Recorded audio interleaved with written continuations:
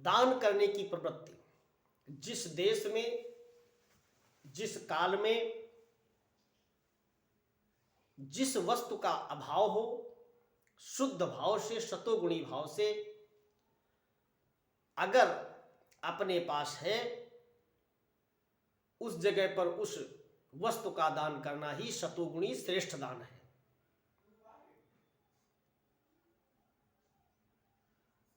कोई व्यक्ति ठंडक से थर थर थर थर कांप रहा है तो प्रथम उसको वस्त्र की आवश्यकता है। आपने उसको कुछ अनाज दे दिया, कहा आपने दान कर दिया। कोई बहुत भूखा है तो उस समय उसको भूख की कोई वस्तु उसको दीजिए जिससे उसकी क्षुधा मिटे। अगर आपने देश काल परिस्थिति को देखते हुए सतोगुणी भाव से दान नहीं किया है तो आपका दान वो रजोगुणी दान हो जाएगा। दान की भी 3 श्रेणियां हैं, सतोगुणी, रजोगुणी, तमोगुणी।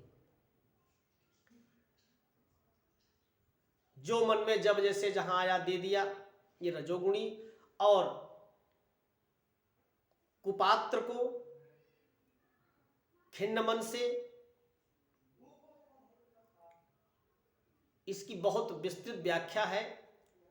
आपको साधारण तरीके से बता रहे हैं कि जैसे आपका मन खिन्न हो, देने की इच्छा नहीं है, पता नहीं कौन है सुपात्र, कुपात्र क्या है, क्या कैसे करेगा, ऐसे कुपात्र को जो दान लेने का अधिकारी नहीं है, आपने रूखे मन से दे दिया है, ये तमोगुणी दान है आपका। देश काल स्थित और सुपात्र को प्राप्त होने पर दिया गया दान सतोगुणी दान, ये कल्याणकारी होता है। तो ऐसा जो दान है, ये दान करने की प्रवृत्ति, दान देना जिसने अपने जीवन में उतार लिया है, नित्य जिसने ऐसा प्रारंभ कर दिया है, तो यह दान ही उसका कठिन फरसा है। इसके द्वारा वो अपने जीवन के समस्त पापों का, समस्त प्रकार के दुखों का वध कर देता है। ऐसा दान रूपी फरसा उसके पास होना चाहिए। बुद्धि शक्ति प्रचंडा, सतोगुणी बुद्धि, शुद्ध बुद्धि, जो भजन में लगी ऐसी बुद्धि प्रचंड शक्ति होती है।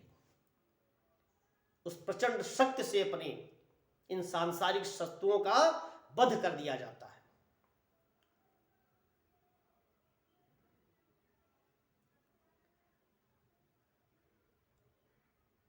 चार भाई थे, चारों लोग साथ में व्यापार करने के लिए गए। बहुत धन कमाने के बाद, कुछ समय के बाद चारों लोग जब घर को वापस आए तो उनको घर पहुंचते पहुंचते रात्रि होने लगी। उन्होंने विचार किया कि आज कहीं पर रुक करके विश्राम कर लेते हैं, भोजन करते हैं, धन ज़्यादा है, कहीं कोई रास्ते में लूट न ले, इसलिए कल प्रातःकाल घर चलेंगे। तो चारों भाइयों ने मिलकर के भोजन का प्रबंध किया और भोजन जब तैयार हो गया तो चारों लोगों ने बराबर बांट करके अपने पास रख लिया। ज्यों ही ये खाने चले तो वहां पर एक भिक्षुक आ गया। उसने सबसे पहले बड़े वाले भाई से कहा कि हमें भूख लगी है, कुछ खाने को दे दो। तो उन्होंने कहा कि वाह, बहुत अच्छी बात कही, इतने कठिनाई के बाद हम लोगों ने यहाँ पर भोजन का प्रबंध किया है, कोई हमारा घर तो है नहीं, और तुमको ये भोजन दे दें तो क्या हम ये जो अंगार रखे हैं इनको खा जाएं? उस भिक्षुक ने अपने अंदर से कहा कि जैसा तुम्हारी बुद्धि में है ऐसा ही तुमको प्राप्त हो। दूसरे भाई से कहा हमें बहुत भूख लगी है, भोजन दे दो। उसने कहा कि तुमको समझ में नहीं आया? हमारे बड़े भाई ने कहा, अरे हम तुमको अगर भोजन दे देंगे तो क्या अपना हम रात भर मांस नोच नोच करके खाएंगे? भूख में लगेगी जब। अब रात्रि को कहां से प्रबंध करेंगे? पहले आ जाते तो तुम्हारे लिए भी कुछ बढ़ा लेते इसमें। भिक्षुक ने कहा कि जैसी तुम्हारी इच्छा वैसे ही प्राप्त हो। तीसरे भाई के पास पहुंचे, कहा मुझे खाने के लिए दे दो, मैं बहुत भूखा हूं। कहा बहुत सही, तुमको समझ में नहीं आ रहा, हमारे दो भाइयों ने तुमको जो बताया है तो क्या हम उससे कहीं भिन्न हैं? अगर ये तुमको अपना हम भोजन दे देंगे तो हम भूखों मर जाएं क्या? तुम खाओ और हम भूखों मर जाएं। भिक्षुक ने कहा जैसी तुम्हारी इच्छा ऐसा ही तुमको प्राप्त हो। उसके उपरांत चौथे भाई के पास गया। चौथे भाई ने जल दिया और कहा अपना हाथ मुंह धो लो। बैठाया और समस्त अपना भोजन उनको करा दिया श्रद्धा के साथ कि इस स्थिति में इसको अत्यधिक क्षुधा लगी है। अगर इसके पास हमसे ज्यादा क्षुधा न होती तो ये मांगने नहीं आता, कहीं रात्रि व्यतीत कर लेता। मांगने तभी आएगा जब उसके पास बहुत आवश्यकता होगी। तो इस समय अपने से बढ़ करके इसका सत्कार करना चाहिए। ये अतिथि है, हमारे भोजन के पहले आ गया है हमारे पास। अतिथि देवो भव। उसने ऐसा शुद्ध भाव के साथ उस भोजन को उस भिक्षुक को करा दिया। भोजन करने के उपरांत उसने आशीर्वाद दिया कि जितने दाने तुम्हारे हमने प्राप्त किए हैं, खाए हैं, इस एक एक दाने के करोड़ों करोड़ों दाने तुमको प्राप्त हों। भिक्षुक चला गया। चारों भाई उसको कोसते रहे। रात्रि भर वो भगवान का भजन करता रहा भूख में, और प्रातःकाल सबके साथ घर आया। घर में आकर के सभी लोगों ने फिर भोजन आहार लिया। तब उसने लिया जब इनकी चारों की मृत्यु हुई तो ये चारों अपने प्रारब्ध के रचयिता ये खुद थे। उस भिक्षुक के श्राप से इन तीनों को उनके हिसाब से प्राप्त हुआ। एक महात्मा बने और वही अंगार भूंज भूंज करके खाने लगे। जो उसने कहा था कि जाओ तुम, जैसी तुमने बात कही वैसे तुमको प्राप्त हो। इन्होंने कहा था कि तुमको भोजन दे देंगे तो क्या हम अंगार खा लेंगे? तो ये महात्मा हुए, ये अंगार खा रहे थे। दूसरे महात्मा हुए, वो अपने शरीर को चिमटी से नोच नोच के खाने लगे। तीसरे एक किसान के यहाँ उनका जन्म हुआ और जन्म के उपरांत ही उनकी मृत्यु हो गई। इधर जन्म हुआ, कुछ ऐसा कारण बना, वो मर गए। चौथे राजा हुए और उन राजा के पास इतना अपार था, उसने कहा था कि एक एक दाने के करोड़ करोड़ दाने तुमको प्राप्त हो। तो शुद्ध भाव से शतोगुणी सुपात्र को, अतिथि को दान करने से उसका अनंत गुना फल प्राप्त होता है। आज सभा में वही राजा बैठे हैं और उन्होंने अपने मंत्रियों से प्रश्न किया कि अच्छा ये बताओ, जिस दिन हमारा जन्म हुआ था उस दिन, उस समय, उस नक्षत्र में, उस घटी पल में न जाने कितने लोगों का जन्म हुआ होगा। तो मंत्रियों ने कहा हाँ महाराज, बहुत से लोगों का जन्म हुआ होगा। तो कहा फिर सब राजा हो गए क्या? तो कहा ऐसा कैसे महाराज होगा, सब राजा कहाँ हुए? तो कहा फिर हम ही राजा क्यों हुए? अगर उसी पल, उसी अवस्था में, उसी दिन, उसी नक्षत्र में, उसी क्षण में जन्म हमारे साथ जितने लोगों का हुआ, तो जब हम राजा हुए तो वो सब राजा क्यों नहीं हुए? सब चुप हो गए। एक संत बैठे थे, उन्होंने कहा देखिए राजन, इसका उत्तर आपको प्राप्त होगा लेकिन आपको जंगल में जाना पड़ेगा। कहने का अभिप्राय कि जब वो राजा जंगल में आए तो उन संत भगवान ने ही बताया था कि आपको एक महात्मा इसका उत्तर देंगे जो अपने आगे अंगार रखे हुए बैठे खा रहे हैं।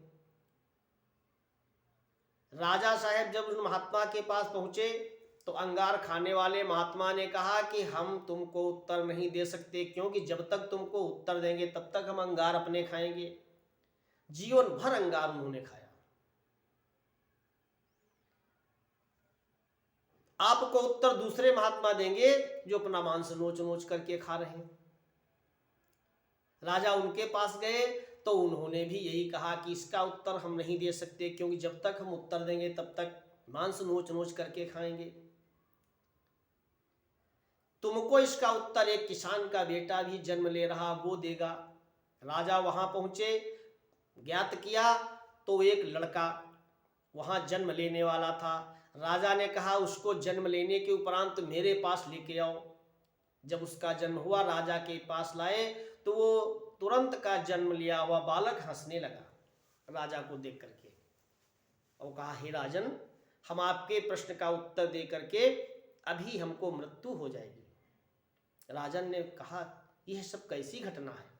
उसने कहा, जो अभी पूर्व में आपने कथा सुनी कि हम चारों भाई थे, चारों भाइयों ने बिच्छू को भोजन आपने दिया था, हम लोगों ने नहीं दिया था। हम लोगों ने जो जो भाव उसके सामने प्रकट किए थे वही भाव हमको, वही कर्म हमको हमारे प्रारब्ध बन करके यहाँ प्राप्त हुए हैं। हमने कहा था कि हम तुमको भोजन दे दें, भूखों मर जाएं, तो अभी हम भूख है, माँ का पहला आहार भी नहीं ले पाऊंगा, मर जाऊंगा आपको उत्तर देने के बाद।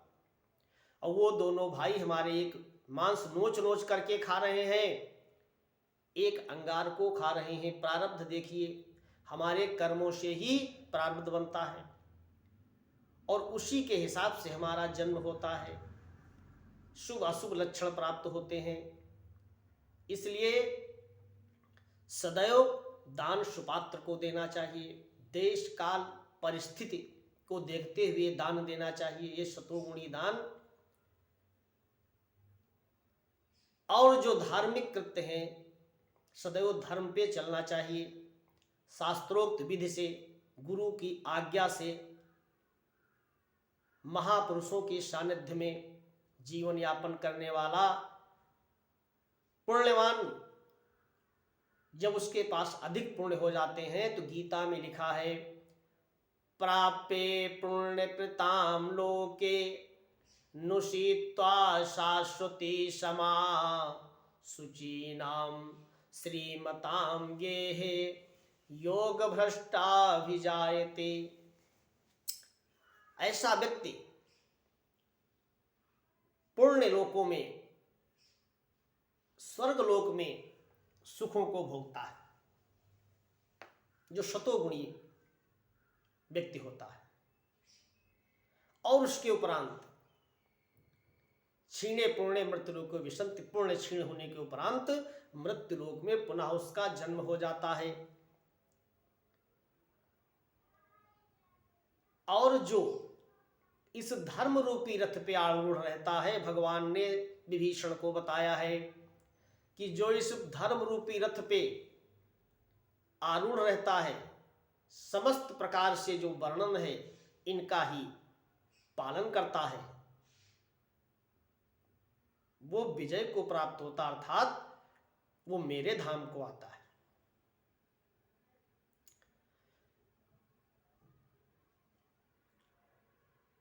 कवच अभेद विप्र गुरु पूजा। ब्राह्मण और गुरु की पूजा, उनके वचनों का पालन करना अभेद्य कवच होता है। जो युद्ध क्षेत्र में जाता है वो कवच पहन के जाता है कि कोई भी अस्त्र उसके हृदय को न भेद सके।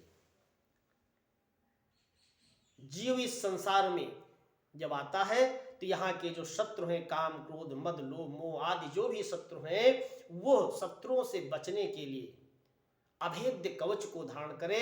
वो कौन सा कवच है? विप्र और गुरु की पूजा। गुरुओं के सानिध्य में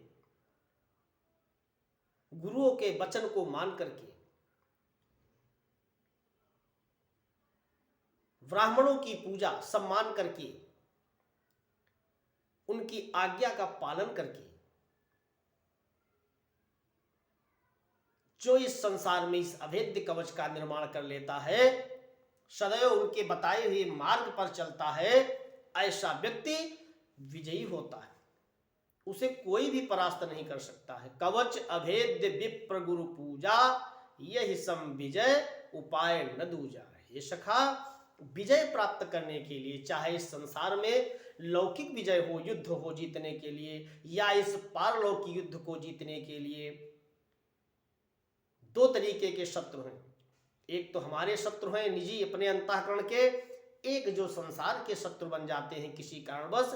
इन दोनों प्रकार के शत्रुओं को जीतने के लिए जो रथ होना चाहिए वो इस प्रकार का: सखा धर्ममय असरथ जाके, और जीतन को न कतहु रिपुता के।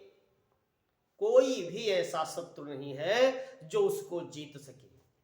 जिसके पास ऐसा धर्म रूपी रथ है, जो इस धर्म रूपी रथ पे आरूढ़ होकर के इस जीवन को यापन करता है, वो अजय होता है।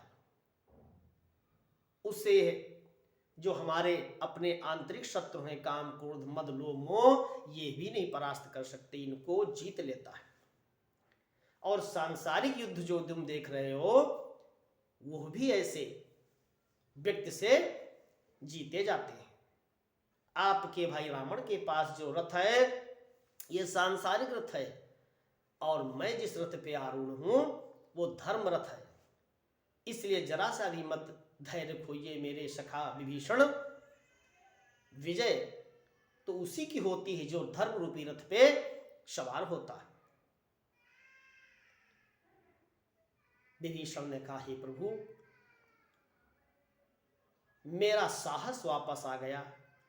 आपके उपदेश से, इस युद्ध क्षेत्र में भी जो आपने हमको ज्ञान दिया है, धर्म का उपदेश दिया है, इससे जो मेरा धैर्य खो रहा था, ढांढस बंध गया है। प्रभु आपकी जय हो। भगवान ने कहा, किंतु मैं फिर भी तुम्हारी इच्छा के लिए, संसार में लोग ये न सोचे कि राम के पास रथ की व्यवस्था नहीं थी, इसके लिए मैं रथ के ऊपर आरूढ़ होने जा रहा हूं। भगवान की इच्छा से आज मातली जो इंद्र का सारथी है, तेज पुंज रथ दिव्य अनूपा लेकर के आ गया। तो तेज पुंज रथ दिव्य अनूपा, और हरसी चढ़े कौशलपुर भूपा। सबको दिखाने के लिए कि ऐसा न कोई कहे कि मेरे पास रथ नहीं है, इसलिए रथ को मंगवाया, और उस रथ पे सवार होकर के जो तेज पुंज, वो रथ बहुत ही दिव्य है। रावण के रथ से न जाने कितने गुने भी वो दिव्य रथ है। आज उस पर भगवान आरूढ़ हुए और रावण से युद्ध किया। कहने का अभिप्राय यह है कि संसार में हम सभी को इस अपने शरीर रूपी रथ को, जो भी अभी व्यवस्थाएं बताई गई हैं, उनसे सुसज्जित करें। इसको रथ ही मान लें कि हमको रथ मिला है, ये शरीर रथ है, इस पर हम आरूढ़ हैं। लेकिन ये हमारा शरीर कैसा शरीर रूपी रथ कैसा होना चाहिए, जैसा भी वर्णन किया गया है। वो सब चीजें जब हमारे पास होंगी, संतोष होगा, दान होगा, भक्ति होगी, कैसे पहिए होने चाहिए, कैसे घोड़े होने चाहिए, कैसी ध्वजा पताका होनी चाहिए।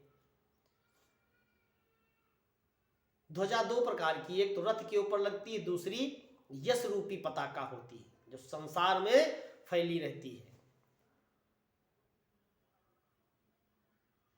एक कबीर पंथी दोहा है, उसमें कहते हैं कि तोंबी बूढ़े सिल उतराए,